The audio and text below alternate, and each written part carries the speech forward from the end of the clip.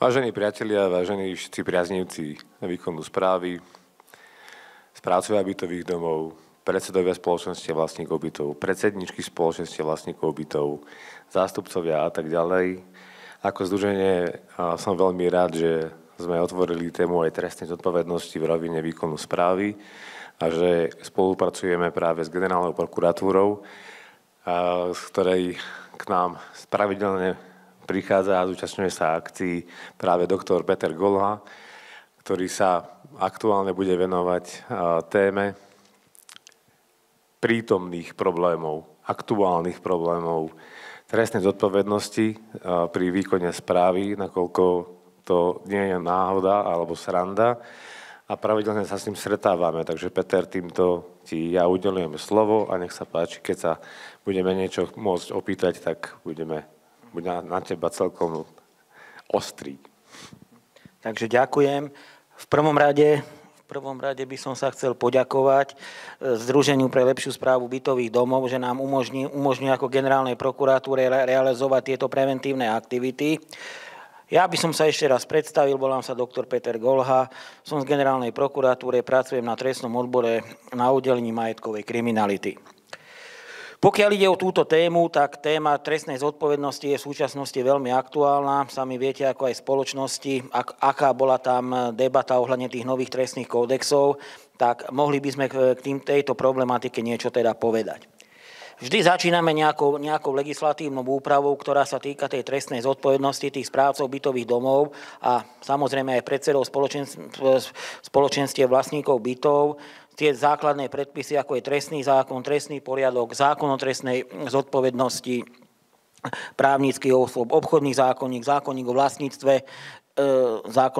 zákon o vlastníctve bytov a podobne. Čiže to sú základné právne normy. Tu je potrebné povedať, máme síce my trestnoprávne normy, ale častokrát tie povinnosti, ktoré majú byť teda porušené, vyplývajú vlastne z iných ako trestnoprávnych predpisov a z tých právnych predpisov je to predovšetkým ten zákon o vlastníctve bytov. Čo sa týka niektorých takých zásad v rámci teda tej správy bytových domov, tak sú to vlastne zásada, že to trestné právo sa vždy aplikuje subsidiárnym spôsobom. Čo to vlastne znamená, keď sú podávané trestné oznámenia, najmä zo strany vlastníkov na správcov bytových domov, napríklad v súvislosti s nejakým vyúčtovaním, tak vždy sú také pravidlá, že sa tá trestnoprávna zodpovednosť sa aplikuje až nejakým neskorším teda obdobím. Primárne treba dodržať tie príslušné teda predpisy, napríklad reklamačné konania a podobne, čiže to trestné právo nastupuje až nejakým spôsobom v tých neskorších štádiách a samozrejme pri tých najzávažnejších porušeniach. A prečo až neskorších? Tak je nastavený vlastne právny poriadok Slovenskej republiky, to znamená, že to trestné právo vlastne nastupuje až potom, čo ostatné právne odvetvia, napríklad aj činnosť inšpekcie, príslušnej inšpekcie, nezabezpečuje dostatočnú právnu ochranu. Nebolo by lepšie, aby to bolo práve že naopak? Lebo práve že podanie trestného oznámenia je bezplatné. Ja si myslím, že by ste mali oveľa menej roboty, keby to bolo spoplatnené. Tak asi túto nejaká nová právna úprava ako nebude. Tu vychádza sa z toho. Uvidíme, aké zmeny budú mať napríklad, pokiaľ sa jedná o zákon o slobodnom prístupe k informáciám, pretože ten tiež určitým spôsobom môže sa stať, že môže určitým spôsobom tvoriť určité problémy pre tie orgány teda štátnej správy. Prešiel by som ďalšej základnej zásade a to je tá starostlivosť riadneho hospodára. To znamená, tá vyplýva vlastne z povinností toho správcu bytového domu. To znamená, riadne sa teda starať o bytový dom, zveľaďovať ho. Takisto aj pokiaľ ide o nakladanie s finančnými prostriedkami. V tejto rovine si skočím do rečí, prepáč, ale ten pojem riadny hospodár vyplýva z akého právneho predpisu? Čo to je za vec? Starostlivosť riadneho hospodára vlastne my dovedujeme z tej všeobecnej povinnosti správcu bytového domu. Je to zákon o vlastníctve bytov a nebytových priestorov a tam ide o základné povinnosti toho správcu. konať v prospech tých jednotlivých vlastníkov bytov, takisto ako má nakladať hospodárne s tými prostriedkami, ktorý má v správe od tých vlastníkov bytov a nebytových priestorov. Samozrejme, pokiaľ sa robia nejaké investičné akcie na tom bytovom dome, tiež musia tam byť dodržané určité teda pravidlá. Treba povedať, že aj keď tá činnosť toho správcu bytového domu nie je regulovaná zákonom o verejnom obstarávaní, napriek tomu tam určité pravidlá, práve pravidlá toho hospodárenia a starostlivosti riadneho hospodára teda sa vyžadujú. Ďalšou takou osobitnou, teda takou črtou týchto vzťahov je to osobitná odborná starostlivosť. Každý dobre viete, že najmä sa to týka správcov bytových domov, kde sa vyžaduje kvalifikácia, predpísané skúšky, musí tam byť vlastne k tomu licencia. Samozrejme v prípade, že to vykonajú nejaké osoby, ktoré tieto funkcie nesplňajú, tak samozrejme môže byť vyvozovaná trestnoprávna zodpovednosť za neoprávnené podnikanie. Dobre, opäť do toho skočím ja. Niektorí správcovia spravujú bytové domy, ktoré dokopy majú nejakých 120 bytov, možno 150, možno 200. Hej. Ale sú spoločenstva, ktoré majú oveľa väčší počet bytov, 400, 450. Nie je podľa teba rozumnejšie, aby aj títo ľudia mali vzdelanie? Tak akože ja si určite myslím, že bolo by to vhodné, aby ako aj táto kategória aspoň aby vedeli, do čoho idú, keď vlastne sú teda predsedami tých spoločenstiev vlastníkov bytov, pretože spravujú a majú na zodpovednosti pomerne veľké hodnoty z hľadiska ceny toho celého bytového domu a tej zodpovednosti, takže takisto primárnym cieľom sa tu vlastne potom dostáva do popredia aj otázka poistenia. Zodpovednosti, ak by niečo teda porušili, najmä teda v tom nejakom nejakej nedbanlivostnej rovine. Ja by som to skôr otočil takým spôsobom, že poistenie je kvôli tomu, keď niečo pokašleš alebo sa stane nejaký problém. Že si môžeš byť istý, že si poistený. Ale skôr to robiť bez toho poistenia. Akože, poisťovne, teraz sa ospravedlňujem, ale každopádne byť tou zodpovednou osobou je lepšie, ako sa tváriť, že sa niečo stane, tak napriek tomu, že sa niečo stane, tak som poistený, však nevadí, veď som poistený. Tak ja by som skorej u tých správcov sa teda vyžaduje povinné poistenie, čo je vlastne veľmi dobré. No a čo sa týka vlastne tých predsedov spoločenstiev vlastníkov bytov, tam je to treba vlastne vidieť, že častokrát sú to vlastne tie spoločenstva, sú aj nefunkčné, sú tam len formálne uvedené orgány. Čiže tam je veľké množstva, stovky alebo tisíce tých spoločenstiev, čiže aj tam vzniká ten problém, že tí ľudia si jednoducho neuvedomujú tú zodpovednosť, ktorá tam ako nastúpi. Samozrejme, potom sú teda prekvapení a to, že nám najmä ide o to, aby potom tí vlastníci od takýchto predsedov aj tie peniaze vymáhali. Ale častokrát, najmä mimo toho trestného konania, keď napríklad zanedbajú povedzme nejaké iné povinnosti, vznikne škoda, nestarajú sa o ten bytový dom, jednoducho potrebuje tú údržbu. To sú akože otázky vlastníckeho práva samotných vlastníkov, ale vráťme sa späť k tej podstate tej otázky alebo k tej téme, že tá zodpovednosť je na správcov, predsedov a predsedníčiek, spoločnosti vlastníkov bytov. Čo s tým? Aké sú to aktuálne otázky? No tak tam, čo sa týka tej samotnej trestnej zodpovednosti, vieme, že boli odvíjané od majetkovej kriminality, to znamená, pokiaľ sa teda zmenili teda tie trestné sadzby a najmä výška teda tej škody, vieme, že trestné sadzby išli dole a pokiaľ ide o tú škodu, ktorá sa vyžadovala najmä pri tých úmyselných trestných činoch, bolo 266 eur a teraz je vlastne 700 eur. To znamená, pokiaľ boli, povedzme, je nejaký výdavok, bol vlastne v bytovom dome, Myslím, že toto vystrihol, lebo proste teraz je možné. Tak lietať, teraz dal si im návrh, že dokedy môžu akože urobiť nejaké limity. Čiže takýmto spôsobom sa to vlastne upravilo. Takže ja nevidím ako až tak v tejto len zmene teda tej minimálnej škody nejaký väčší problém. Pokračoval by som ďalej, treba ešte spomenúť, sú tam vlastne, že tá zodpovednosť tých správcov bytových domov, musíme si dávať pozor aj na zamestnancov, aj ten správca bytových domov môže byť takisto a môžu prísť, že k tomu protiprávnemu konaniu dochádza aj zo strany jeho zamestnancov a takisto upozorňujem aj na súčasnú ako trestnú zodpovednosť právnických osôb.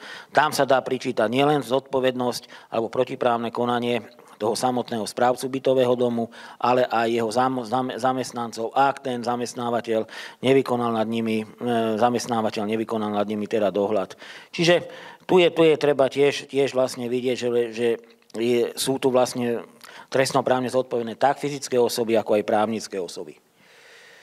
Čo sa týka tých najčastejších trestných činov, je to porušovanie povinností pri správe cudzieho majetku, je to sprenevera, podvod, neoprávnené podnikanie, prípadne je to aj trestný čin nekalej likvidácie. Samozrejme, treba si povedať, že aké sú povinnosti toho správcu bytového domu. Je povinný realizovať oprávne vyplývajúce z tohto postavenia, starostlivosť dobrého hospodára, takisto, aby teda predchádzal jednotlivým škodám. Všetky tieto povinnosti je mimo iného aj vyjadrený v paragrafe 8b odsek 1 zákona o vlastníctve bytov. Pri správe správca je povinný. Toto sú základné povinnosti správcu. V podstate všetci, ktorí s tou správou niečo vykonávajú, bo správcu sú povinní ich teda poznať.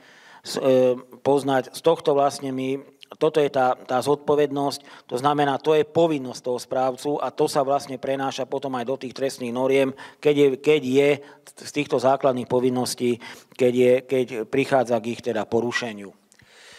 Takisto je tam otázka povinnosti viesť účtovníctvo, je to okrem hospodárenia samozrejme aj zaznamenať tie ekonomické vzťahy, ktoré sa nachádzajú v tých bytových domoch. Tam sú povinnosti, akým spôsobom majú byť vedené účty za jednotlivé bytové domy, to znamená, musia byť vedené samostatne, nemožno to tie finančné prostriedky hádzať na jeden účet, takisto musí sa sledovať aj účel využitia tých prostriedkov. Nemôžu existovať taká situácia, že by správca bytového domu presúval z jedného účtu na iný účet, teda finančné prostriedky, vykonávali rôzne pôžičky a podobne. Toto vlastne tá právna úprava, či už to je ten zákon o vlastníctve bytov, ako neumožňuje a samozrejme v prípade, že príde k tomu, že finančné prostriedky chýbajú, môže byť vyvodzovaná aj trestnoprávna zodpovednosť. A to je ten paradox, že viac menej čoraz častejšie sa v praxi stretávame s tým, že je vedený účet nie v prospech bytového domu alebo vlastníkov bytového domu, ale v prospech správcu. Čiže je to ako keby nie administratívna chyba, ale skôr ako keby účel toho správcu, ako keby vlastníci mali platiť, nie že mali, oni aj nevedia o tom, že platia na účet toho správcu. Čiže o tomto by som tiež chcel niečo do éteru povedať, že sa to v praxi častokrát stáva a tým pádom je to veľký problém a naozaj tá trestná zodpovednosť v tomto prípade prichádza tiež do úvahy. Áno, samozrejme, lebo takisto ako za každý bytový dom musí byť teda samostatný účet, tak základným predpokladom je aj oddelenie účtu správcu bytového domu a účtu za ten bytový dom, lebo tam sú vlastne rozdielní vlastníci. Samozrejme, k tomu účtu tých vlastníkov má správca iba dispozičné právo, ale nie je vlastníkom tých finančných prostriedkov, ktoré sa tam akože nachádzajú.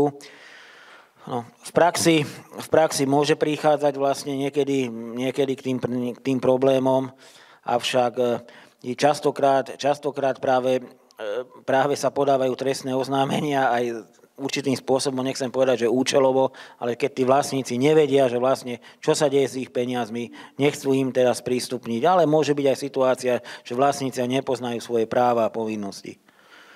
No, o tomto by som mohol hovoriť ešte o ďalšiu hodinu. Ja som sa práve že vo štvrtok dozvedel na jednom výsluchu, lebo tak trestné oznámenia sú podávané bezplatne a vždy sa nájde nejaká čierna ovca v nejakom bytovom dome, že som členom skupiny zločineckej, spolu s policajtom, teda s orgánom činným v trestnom konaní, čo je úplný nezmysel. Čiže áno, chápem tieto nezmyselnosti, ktoré sa dejú na Slovensku a práve preto, čo aktuálne sa práve na Slovensku rieši v rámci trestnej zodpovednosti, že Alebo respektíve, čo by si navrhoval ty, ako osoba zdatná na tejto veci, aby to proste fungovalo lepšie ako teraz? Tak ako k tejto, no ja si myslím, že skorej má ten význam určitá osveta. Takisto nezaškodí nejaká úprava ohľadne tých právnických osôb, najmä aj povinnosť vlastne, či už vlastne u vás vlastne v rámci tých správcov bytových domov nejaké povinnosti v súvislosti s odovzdávaním toho účtovníctva a tých jednotlivých teda podkladov, lebo na základe toho sa dajú tie finančné prostriedky skontrolovať. A čo sa týka napríklad trestnoprávnej roviny, tak tam je zaviesť takú, tam sa jedná nejaký postih tých prevodov obchodných podielov u tých bielých koní. Tam ide najmä o tú problematiku, že niekto vlastne nejaká firma vykoná rekonštrukciu bytového domu, zoberie za to vlastne povedzme veľký obnos teda peňazí od tých vlastníkov, viažu sa na to aj určité garancie, niekoľkoročné garancie, v rámci ktorých možno reklamovať, ale firma jednoducho buď nám zanikne, alebo sa prevedie na bieleho koňa a zrazu zistia tí vlastníci, že tie práce boli vykonané nekvalitne. Ty vlastne dávaš návod na to, ako to urobiť. Takže v takom, keď sa spravia nekvalitne, takže tiež ide o to, aby aj tieto veci boli viacero postihované. Samozrejme ide o to, predchádzať sa s tým dá, keď komunikujú medzi sebou tí správcovia alebo aj tie spoločenstva vlastníkov bytov, lebo už potom oni vedia, ktorá firma je problémová a voči tým firmám vieme aj určitým spôsobom zakročiť. Takisto vidíme, akým spôsobom teda zákon o vlastníctve, toto je zase, akým spôsobom je možné nakladať s tými finančnými prostriedkami vlastníkov bytov a nebytových bytov a nebytových priestorov. Samozrejme, finančné prostriedky, ktoré sa nachádzajú na tom účte tých vlastníkov bytov a nebytových, sú ich vlastníctvom. Nesmie vlastne samozrejme správca ich používať na krytie nejakých iných aktivít, iných záležitostí. Takisto vidíme tu aj nejakú takú zodpovednosť toho správcu, podobná aj vlastne aj v rámci nejakej právnickej zodpovednosti. Vidíme tu tých konateľov, ktorí sú zodpovední aj za to, akým spôsobom sa má nejakým spôsobom viesť aj účtovníctvo v tej príslušnej právnickej osoby. Čo som sa z praxi stretol, bol napríklad prípad určitého bytového družstva, v rámci ktorého tohto bytového družstva, napriek tomu, že bola nová legislatívna úprava zákona o vlastníctve bytov a hovorila o tom, že finančné prostriedky sa musia viesť oddelenie za každý bytový dom, tak v tomto družstve sa išlo vlastne po starom, že aby sa finančné prostriedky ušetrili, vedli sa na jednom účte a v podstate tiež tam vznikali potom nejaké problémy pri tej novej právnej úprave, na ktorú sa teda vyžadovalo. Čiže to družstvo vlastne vznikli problém v tom, že nabehli na nový účtovný systém, nebudem hovoriť jeho meno, vlastne je dosť teda používaný pri tej správe bytových domov a bol tam jednoducho teda starší manažment a ten ho nevedel používať. V podstate bola nejaká aj ekonómka staršia a skončilo to tak, že nejakým spôsobom nedošlo vyúčtovanie, tak teraz nevedelo sa, že čo. Samozrejme vo veľkom teda družstve, takom bytovom, tam bolo 40-50 zamestnancov, až nakoniec sa zistilo, že nebola tam sprenevera a že tie finančné prostriedky sa platili dopredu ako nejaké preddavky. To znamená, nevedeli narábať s tým systémom. My, čo sme v tom trestnom konaní, najskôr sme tam zabezpečili aj znalca, tiež sa nechal ten znalec pribrať, tiež akože špekuloval, nakoniec... Ty si tiež dosť pribratý. No a nakoniec sa k tomu znalcovi musela pribrať konzultantka, ktorá mala skúsenosti s účtovaním tých bytových domov a táto vysvetlila, že akým spôsobom s tými finančnými prostriedkami. Takisto... Ako to dopadlo?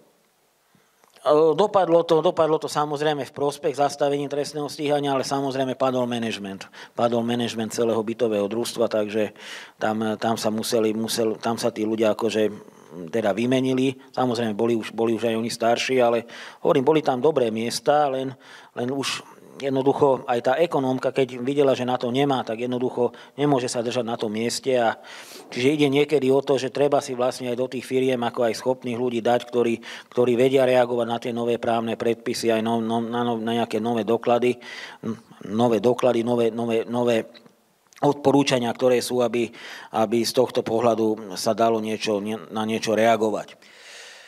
Takisto vidíme, že vlastne je tu aj problematika, teda tuto vidíme odbornosť zahrňa aj vytvorenie zodpovednej informačnej sústavy spoločnosti v záujme získania všetkých informácií relevantných vo vzťahu k predmetu rozhodovania. Čiže aby ľudia teda musia na sebe teda pracovať a k tomu slúži aj napríklad táto vzdelávacia aktivita. Takisto vidíme, čo je aj konanie s odbornou starostlivosťou, sa rozumie konanie so starostlivosťou primeranou funkcii alebo postaveniu konajúcej osoby, zohľadnenie všetkých dostupných informácií, ktoré sa týkajú a môžu mať vplyv na jej konanie. Takisto ide... Ako sa to týka trestnej zodpovednosti? No, trestnej zodpovednosti, v podstate trestnej zodpovednosti sa to teda týka paragrafu 237, je to trestný čin porušovania povinností pri správe cudzieho majetku. To znamená, že keď ten správca vykonáva svoje činnosti a ohľadne vo vzťahu k určitému teda bytovému domu, tak samozrejme, že vychádza sa z toho, že je vzdelaný, to znamená na tých odborných kurzoch, ktorý musí teda prejsť a kde musí mať tú povinnú licenciu, tak dostáva, o čo všetko sa musí v tom bytovom dome starať, aké má práva, povinnosti. Samozrejme, ten zákon o vlastníctve mu umožňuje v niektorých prípadoch konať aj bez ohľadu na názor tých vlastníkov, najmä ak sa jedná o ten havarijný stav. Havarijný stav nejakého technického zariadenia, výťahu, prípadne nejakých iných kotolní a podobne. To znamená jednoducho, keď zistí, že to ohrozuje, tak napríklad správca bytového domu má právo aj teda odstaviť ten výťah a podobne. Čiže ide o to, aby vedel, aké má povinnosti, o čo sa má teda starať. Samozrejme, keď to zanedbá, tak je v prvom rade, keď sa pozeráme, tak voči komu budeme vyvozovať tú príslušnú zodpovednosť. No, treba povedať, že tá správa bytových domov samozrejme sa odvíja aj od toho, koľko tomu správcovi platia. To znamená, keď platia málo, tak je to vlastne na tom správcovi ako na tom podnikateľovi, tak budem to robiť, budem zodpovedať za to, lebo samozrejme tá správa niečo aj stojí. Ale na tomto podľa mňa nezáleží, lebo tá výška poplatku je jedna vec, ale zodpovednosť je druhá vec. Samozrejme. Vlastník si kúpi proste auto, ktoré stojí 50, 60, 70 tisíc eur a potom nastúpi do výťahu, ktorý je 20 rokov alebo 30 rokov starý a absolútne ho nezaujíma, či je v poriadku alebo v poriadku nie je. Tak to by malo zaujímať toho správcu, takisto sa jedná o nejaké hasiace prístroje a podobne. Všetko musí mať, takisto sú tam revízie plynových zariadení, technických zariadení, elektriky a podobne. Za to všetko ten správca zodpovedá. Samozrejme, keď chce nejaké firmy zavolať alebo kontaktovať, tak samozrejme, že vlastne za tú starostlivosť, za to celé si musí akože je to na ňom vlastne, či to uprednostní, že teda nehovorím zapýtať peniaze, ale akože niečo to stojí. Lebo trestné právo sa nepozerá na to, či nejaký správca má, povedzme, 200 bytov alebo má 5000 bytov. Keď urobí pochybenie, tak samozrejme vyvozujeme tú trestnoprávnu zodpovednosť. Tuto vidíme tiež podobne ako aj členstvo pre predstavenstva podľa obchodného sú povinní vykonať svoju funkciu s odbornou starostlivosťou. Tiež obdobne tu sa jedná o tie bytové družstvá, že tiež tam vlastne je predstavenstvo, vlastne ten štatutárny orgán, lebo sú niektorí správcovia, ktorí ešte fungujú v rámci bytových družstiev, ale tu je to skôr akože dovnútra. Že keď ešte existujú teda družstevné byty, ktoré sú vo vlastníctve bytových družstiev. No, akože z mojej praxe sa najviac potýkam alebo setávam s tým, že sa to mieša. Že viac menej, a keď si správca bytového domu, asi zároveň aj družstvo, tak tým pádom spravuješ bytový dom, tak tam môžu byť vlastníci, ktorí nie sú členmi toho družstva. Áno. Ale už sa proste tvária, ako keby mali nejakú zodpovednú osobu alebo zástupcu, nie vlastníkov bytov, ale zástupcu v rámci obchodného zákonníka a tým pádom sa ako keby ten bytový dom správal ako automaticky všetci vlastníci boli členmi toho družstva, čo Áno. je trošku problém. Samozrejme, to sú samozrejme tie orgány v rámci bytového družstva, ktorí majú členstvo v tom bytovom družstve a postupy teda vlastníci bytov podľa zákon, vlastne podľa regulácie zákona o vlastníctve bytov ide o rozdielne inštitúcie a samozrejme niekde si to vlastne zamieňajú. Ide najmä o tú rozhodovaciu činnosť, lebo iné orgány rozhodujú podľa zákona o zákona o vlastníctve bytov, je to napríklad tá schôdza tých vlastníkov bytov a nebytových priestorov a iné orgány rozhodujú v tých družstvách. Tam je to vlastne zhromaždenie teda členov tých členov bytového družstva, prípadne tam sa volia, keď ich veľký počet, tak tam sa volia delegáti, tam ešte aj prenesená zodpovednosť. Takisto treba podobne povedať, ak sa jedná o nejakej zodpovednosti, môže to byť aj v nejakých subjektoch. Vidíme tu ustanovenie, ktoré sa týka verejnej správy, lebo viem, že aj vaše združenie spolupracuje aj s obcami, vyššími územnými celkami. To znamená, môžu tam byť aj takí partneri, obce môžu mať vo vlastníctve byty a podobne, tak aj tie vlastne tá obec vlastne vykonáva nejakú správu. Samozrejme tá správa, ktorú ona vykonáva, nemusí byť podľa zákona o vlastníctve bytov, keď samozrejme celá bytovka patrí povedzme tomu obci alebo tomu mestu. To znamená, tak v takom prípade sú teda vlastníkmi. Je otázne, že či by mali ísť.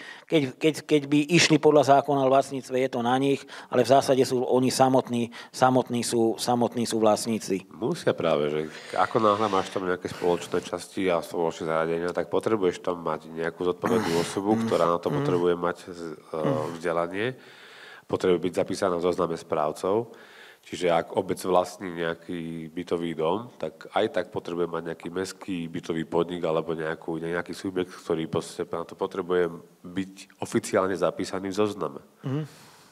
Áno, tak môže byť. Niektorí mali vlastne na to iný názor, ako aj v rámci tohto, ako aj združenia, ale tak ako nie je toto nejaká, táto otázka nejako podstatná. Každopádne tá správa sa vykonávať musí a jednoducho z toho vzniká aj zodpovednosť. Dobre. Takisto paragraf vidíme tu ďalšie, čo sa týka rozpočtovky, príspevkové inštitúcie, takisto tieto zákony. Vidíme tu teda ten prvý trestný čin, je to porušovanie povinnosti pri správe cudzieho majetku. Tam, kde vidíme vlastne ten prienik s tým zákonom o vlastníctve bytov, vidíme tým, že poruší všeobecne záväzným právnym predpisom ustanovenú povinnosť a povinnosť uloženú právoplatným rozhodnutím vyplývajúcim zo zmluvy opatrovať alebo spravovať cudzí majetok. To sú práve tie povinnosti, povinnosti nám uvádza, ktoré má ten správca bytového domu podľa zákona o vlastníctve bytov a takto to preniká vlastne do tej právnej normy, trestnoprávnej normy.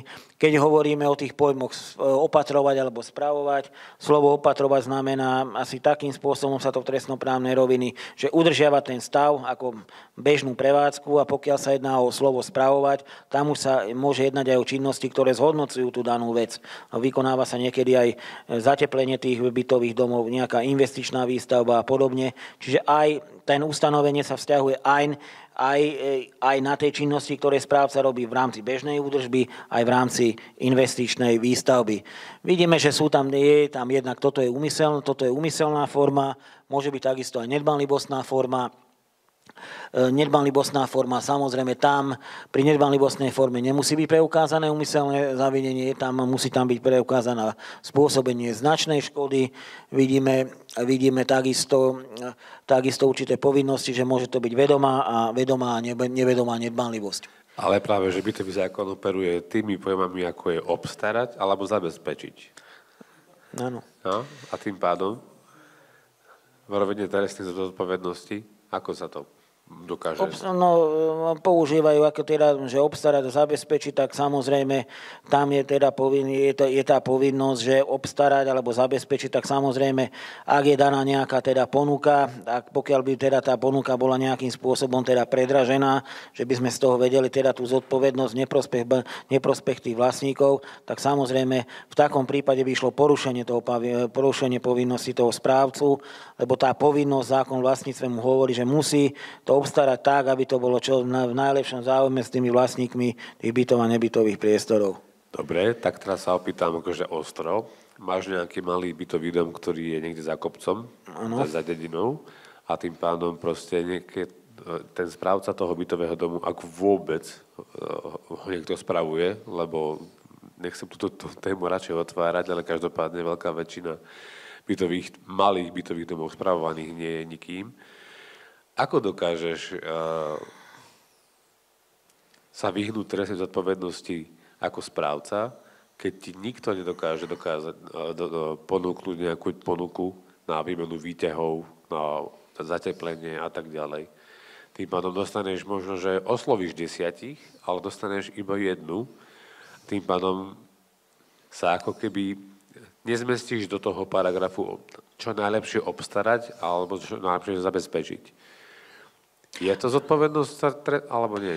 Takto však ja si myslím, tie postupy sú dané podstatne, aby bol zachovaný, teda samozrejme je zákon zachovaný, tu nemusíme byť až také prísne postupy ako pri zákone o verejnom obstarávaní, podstatne sú teda to rozhodnutie tých vlastníkov. Tí vlastne tí schvaľujú, že toto sa teda vybralo za takúto cenu, prípadne, že sa na to bude brať úver, to znamená konečné slovo v takýchto prípadoch majú vlastníci, ktorí teda schvália tú jednu ponuku, buď to potrebujú, alebo to teda nepotrebujú. Lebo to je aktuálne veľký problém, akože najmä v tých bytových domoch, ktoré sú naozaj na konci sveta, hej, na kraji. Áno, môže byť, samozrejme. Takže vidíme, že je to objektom, je to vlastne teda ten majetok, čo možno považovať vec, takisto nám hovorí nám teda trestný zákon. Pojmom opatrovať, spravovať už som teda spomínal, viazaný k nemu je pracovná vo funkcii. Dobre. Povinnosť, starostlivosť spojené s rozsiou a majetok alebo nakladanie. Dobre. Čo by si odporúčil správcom a spoločenstvám vlastníkov bytov, aby boli čo najmenej trestne zodpovední? Tak v prvom rade by mala byť tá edukatívna činnosť, ktorá edukatívna, samozrejme dodržiavať tie jednotlivé teda postupy, to znamená tak, aby bolo preukázateľné najmä ten schvaľovací proces, o čom teda rozhodujú teda tí vlastníci na tej schôdzi, aby boli dodržané tie príslušné kvóra, aby to bolo vlastne zadokumentované. Takisto je tam veľká časť, aby boli zachované, zabezpečené aj tie postupy v súvislosti s úverovaním tých bytových domov. To býva najčastejšie a v neposlednom rade samozrejme vychádza to z tej odbornej zodpovednosti správcu bytového domu, je to aj znalosť samozrejme revízií všetkých týchto predpisov z hľadiska prevádzky, či už sú to rôznych technických zariadení a podobne, to znamená tam automaticky je jeho povinnosť a tam sa môže určitým spôsobom aj odchýliť od toho, že vlastne ak si to od súhlasu tých vlastníkov. No. Môže vzniknúť problém, potom či tí vlastníci to chcú zaplatiť. No. Ale samotný správca sa môže rozhodnúť, že takomto bytovom dome už vo vzťahu k nemu nechce vykonávať správu, keď sú problémoví vlastníci, nechcú dávať na nič peniaze a podobne. Lebo ide vlastne o ich majetok. Však práve preto sú na tomto kraji sveta bytové domy bez správcu alebo bez spoločenstva, to je ten problém. Takže tak. Nevýhodný vplyv takisto. Postih takisto môžeme aj tých správcov týchto majetku. Takisto tu je treba povedať, že čo sa týka toho aplikácia, správcom by som odporúčal, pokiaľ sa jedná o ich zamestnancov, tak aby mali, pokiaľ majú pracovnú zmluvu, aby tam bolo naznačené, čo je presná náplň tých teda pracovníkov, aké sú teda tie jednotlivé teda postupy. A v prípade, že dojde k tomu teda k porušeniu, najmä napríklad môže to byť pracovník, ktorý kontroluje napríklad vyhotovenie investičnej výstavby, ako sa urobila obnova bytového domu. Ďalší pracovník alebo pracovníčka má na starosti, akým spôsobom sa teda preplácajú tie jednotlivé finančné prostriedky napríklad za vykonané nejaké práce. Napríklad, ak je teda stanovený taký postup, že schvaľuje to samotný, povedzme správca bytového domu alebo nejaký predseda predstavenstva, tak nemali by ho nejakým spôsobom teda obísť. Takisto nemôže tá pracovníčka proste, aby boli zachované tie interné postupy, aby jednoducho sa nevyplatilo nejaké peniaze za nejakú investičnú výstavbu a v skutočnosti tie práce neboli teda prevedené. Čiže to je a práve z tohto dôvodu ide o to, aby teda ten správca sa mohol spoľahnúť na tých zamestnancov, tak je to možné ošetriť aj v tých pracovných zmluvách, aj keď samotný zákonník práce hovorí o klasickom zamestnancovi, vedúcom zamestnancovi, ale je ešte vhodné, keď máte takýchto ľudí a že na nich záleží, pri správe toho bytového domu, tak aby to bolo vlastne tej zmluve presne naplnená, aká je jeho práca a akým spôsobom má sa robiť. Dobre, ale ja ako zamestnávateľ tiež, akože ti musím povedať, alebo trošku odporovať, nemôžem stáť za každým chrbtom každého jedného zamestnanca. To sa proste nedá. Nemôžeš, keď ich máš 50 alebo 40, ako ich dokážeš naozaj, že dennodenne kontrolovať? Skorej som to myslel tak, že aby to bolo vlastne v tej pracovnej zmluve, ktorú keď sa vstupuje do toho procesu, alebo keď sa prijíma ten zamestnávateľ, aby to tam bolo. A samozrejme, v prípade, že vlastne príde k tej škode, samozrejme zamestnanec dáva výpoveď, tak aby sme mohli, pre nás je to lepší dôkaz orgánom činným v trestnom konaní, toto bola tvoja povinnosť a toto si mal zanedbať. Aspoň to tvrdí tvoj zamestnávateľ, takéto povinnosti si mal. To znamená, môže nastať taká situácia, že nejaký zamestnanec správcu sa dohodne s dodávateľom a zoberie nejaké peniaze do vačku alebo niečo v takom a zistí sa vlastne to, že vlastne najhoršia je tá situácia, keď ten dodávateľ podvedie, že nedá tam do tej stavby to, čo tam mal dať, tak samozrejme v takom prípade nastane problém a najskôr sa pýtame toho zamestnávateľa, že zamestnanca, či ty si to schválil, prebral si tú stavbu, to znamená, a pokiaľ teda niečo teda zistíme, to podozrenie, tak nie je na škodu, teda je orgánom činným v trestnom konaní. Takže pekne povedané nebude, aby si mal pravdu. Takže tento povinnosti skúmania základné postavenia pracovníka vyplývajú z pracovnej zmluvy, vidíme ho starať sa, určiť majetok. Čiže dá sa to ošetriť. Takisto vidíme aj táto škoda, tam sa nám vlastne pomenili tie škody, vidíme, že už dneska je teda tá najnižšia je 700, je to 700 eur, bolo 266 eur. Takisto väčšia škoda 20 000 eur, značná škoda 250 000 a škoda veľkého rozsahu 650 000. Samozrejme, pokiaľ týchto škôd máte, podľa výšky škody sú samozrejme sa aj sprísňujú teda tie jednotlivé skutkové podstaty. Ďalej, trestnoprávna ochrana pri poskytovaní predávkov na stavebné práce. Takisto častokrát správcovia sa stretávajú s tým, že keď sa vykonávajú nejaké stavebné práce na tých bytových domoch, že poskytujú teda predávky. Tam môžu nastať dve situácie. Môže to byť postihované buď ako trestný čin z prenevery, alebo ako trestný čin podvodu. Aplikácia trestných činov závisí respektíve od zmluvného vzťahu, ktorý bol uzavretý správcom bytového domu v zastúpení vlastníkov bytových domov s dodávateľmi stavebných prác, na ktoré boli poskytnuté predávky na stavebnej práce. Takže, pokiaľ ide o podvod, vidíme tu, že je to vlastne kto na škodu cudzieho majetku seba alebo iného obohatí tým, že uvedie niekoho do omylu alebo využije nejaký omyl a spôsobí aspoň tú malú škodu, to je znamená 700 eur. Typy zmluv sú... Toto je to, Peter, že toto si všetko každý dokáže prečítať. Áno. A ako to vyzerá naozaj reálne v praxi? No v praxi, pokiaľ tu ide čisto o to právne posúdenie, to znamená, že sú tam tie také typy jednotlivých zmluv, ktoré sa používajú, je to kúpna zmluva a zmluva o dielo. finančné prostriedky sú poskytnujú predávajúcemu, respektíve zhotoviteľovi vopred, sa stávajú majetkom predávajúceho alebo zhotoviteľa a pri nedodaní tovaru práz alebo je možné vyvozovať postih za trestný čin z prenevery.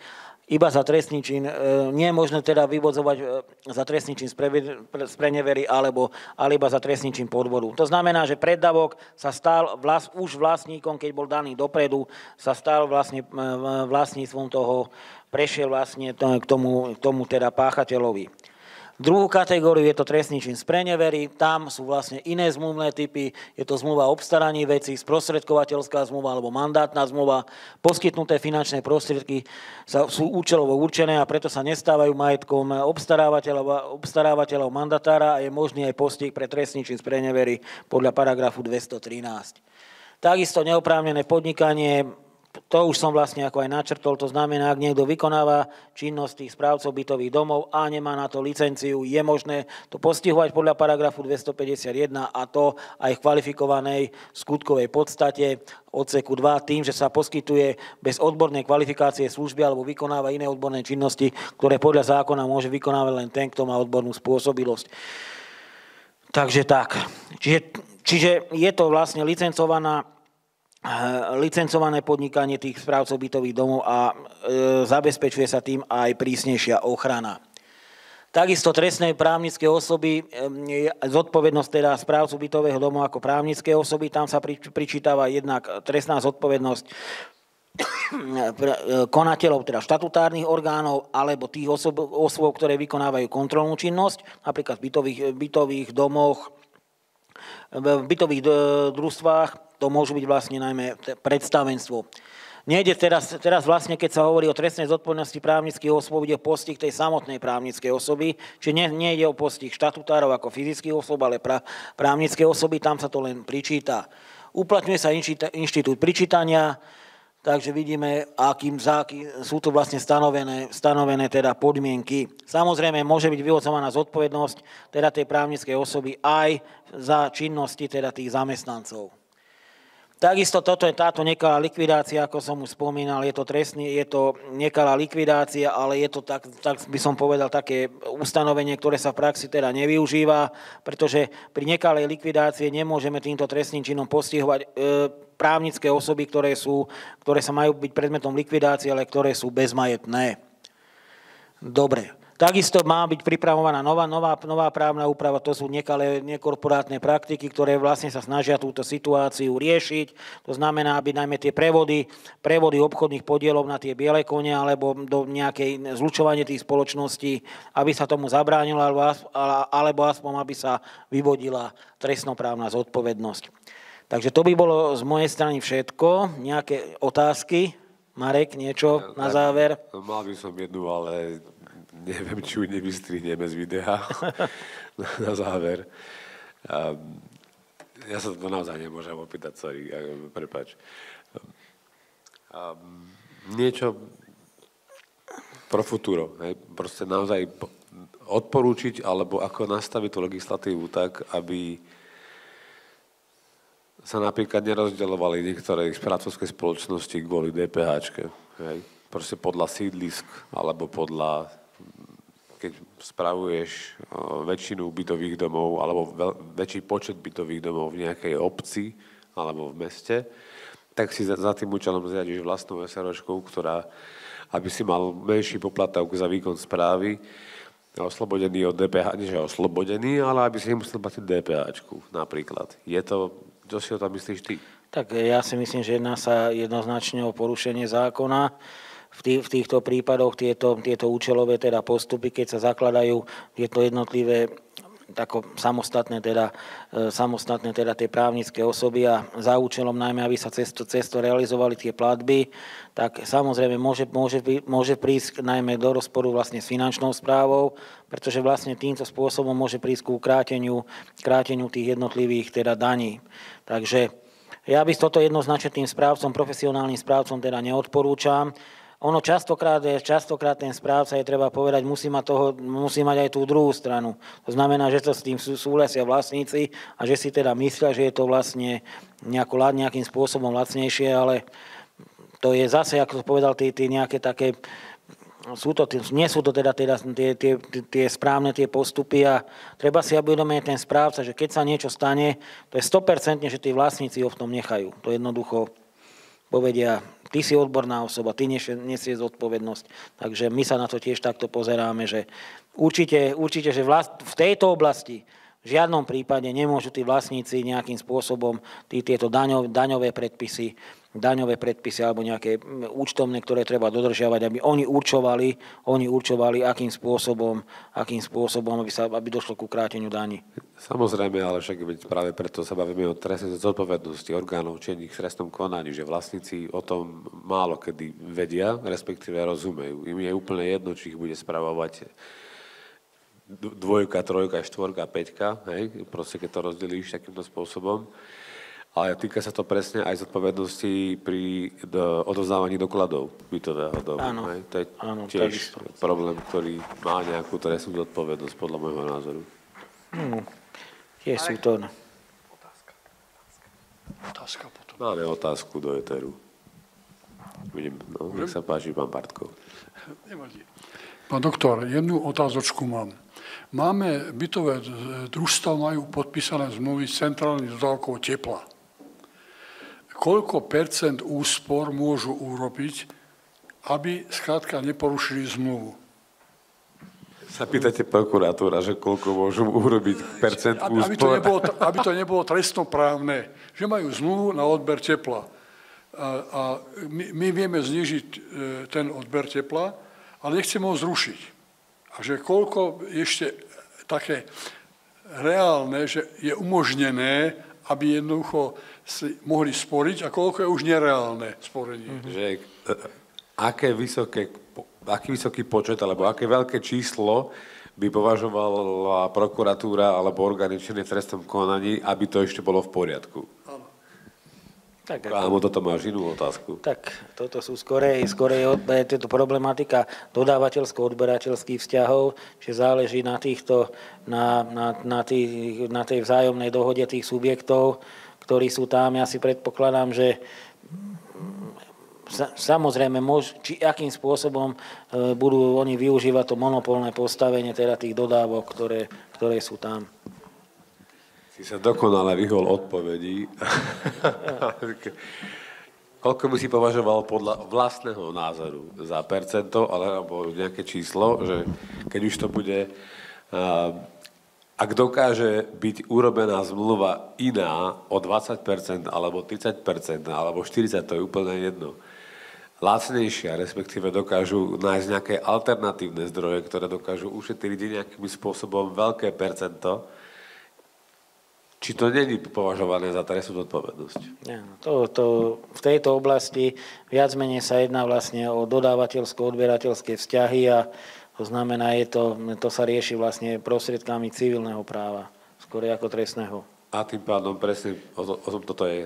Ten predseda je povinný, aj keď to v zákone 182 nie je výslovne napísané, ale správca tú povinnosť má obstarať na najlepšie podmienky alebo zabezpečiť na najlepšie podmienky v prospech vlastníkov. To je ten paradox, že predsedovia, alebo respektíve pri SVBčkách, to nie je výslovne uvedené, ale na Slovensku platí, a tak by som ako si túto tému aj ukončil,